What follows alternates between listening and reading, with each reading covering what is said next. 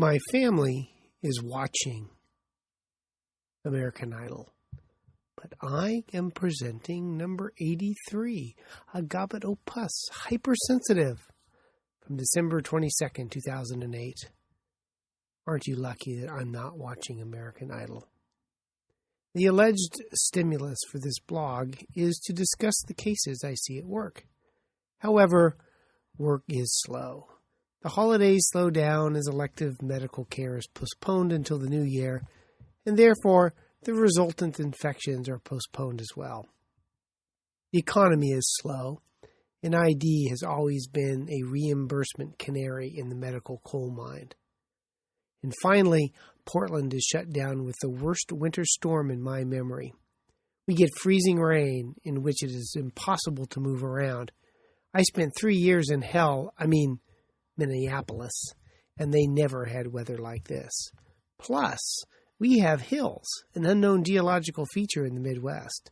Nothing gives that feeling of, oh crap, quite like going down a hill, hitting the brakes, and accelerating with the gravity and ice. Anyway, ID-wise, there's not one whole heck of a lot going on to write about, so instead I turn to the interwebs. The cool thing is that vaccines actually have the potential to prevent cancer, especially cervical cancer, due to human papillomavirus, aka HPV. The vaccine will also probably prevent anal, penile, and oral cancers as well, as these can also be caused by HPV, although just how a cervical virus makes it to the oral pharynx, no one has yet explained to me. But I digress. Early on, there was a suggestion that this vaccine was associated with an increase in hypersensitivity rates, which is an uber allergic reaction. Because of general fears about vaccines, this report did not help ease the minds of parents who were taking their daughters to get the HPV vaccine.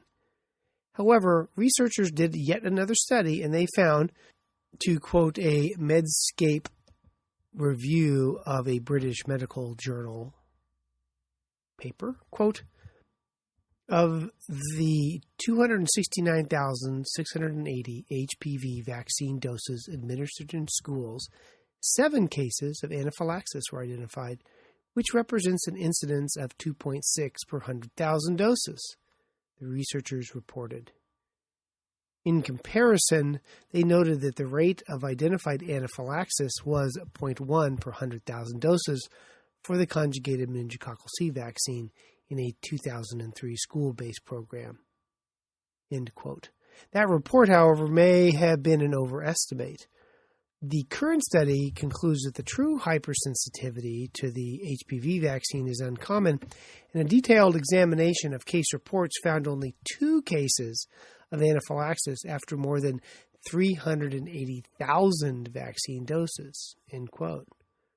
Now, association may not be causation, as kids will have other reasons for allergic reactions like asthma and bee stings.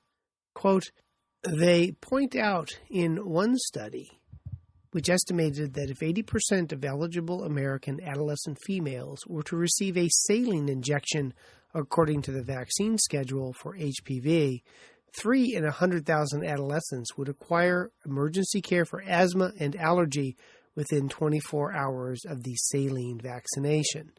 That was from Pediatric Infectious Disease Journal in 2007. In other words, you need to know what the baseline anaphylaxis rate is before you can figure out what the rates are due to the vaccine.